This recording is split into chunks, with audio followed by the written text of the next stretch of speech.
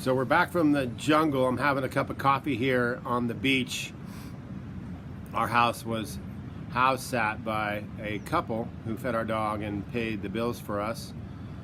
Yolanda is back in school and we have a lot of editing to do. Lonnie did some of her best filming yet, particularly in Raimi, which was just completely epic.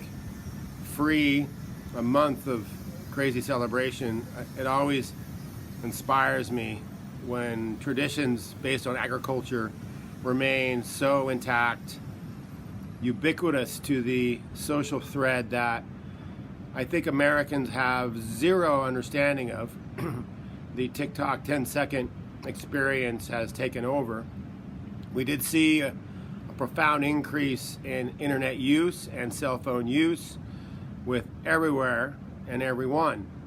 In the Amazon, it was almost paralyzing at times how many young kids who are so jungle-like want the West.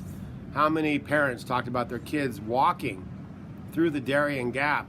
I'll repeat that, walking through the Darien Gap. I've been to Choco. That is serious country.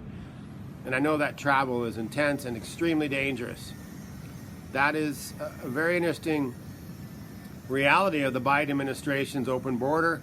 The word was out, and millions did leave and attempt to go to the U.S., and now they're being deported by this Gestapo-esque ICE infantry type of force that appears to be well-funded, high-resourced, and in no way is stopping.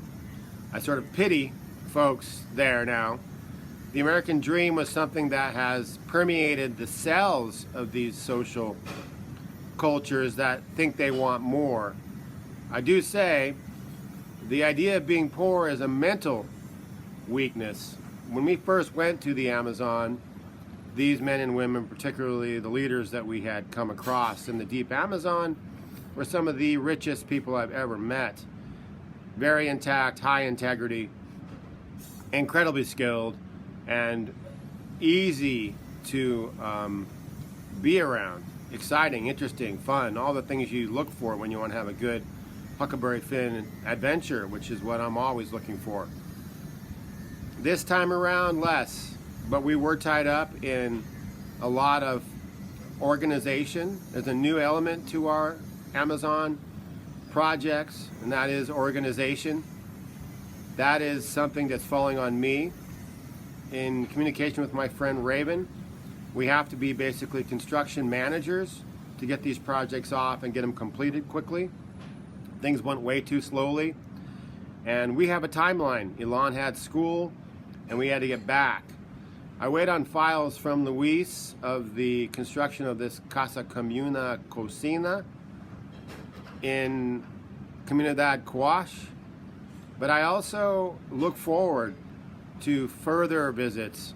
There is some crazy potential, and if you get out on a canoe and go for a long walk, you get to some country that is raw. You get around real medicine people and real grandmas and folks that live in the Amazon. What's interesting, I'd noticed more than ever, the really deep interior peoples are being more and more segregated from the modern internet Western economics that is pushed globally.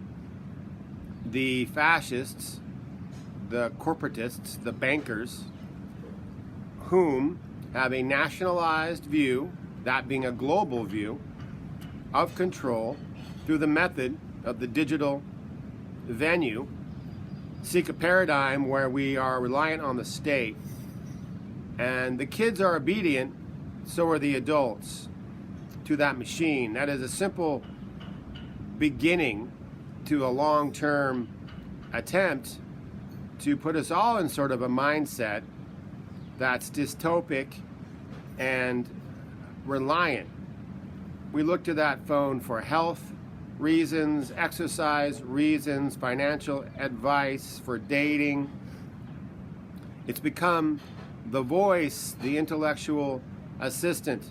I do not use ChatGPT. I do not use X. I do not use Instagram. I got off Facebook 2007.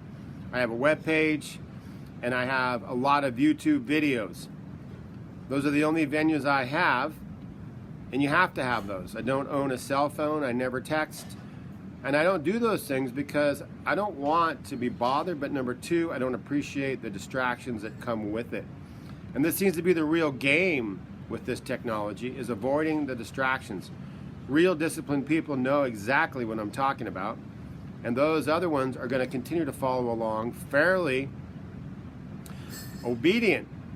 It seems like the obedience is quite impressive. There is a new generation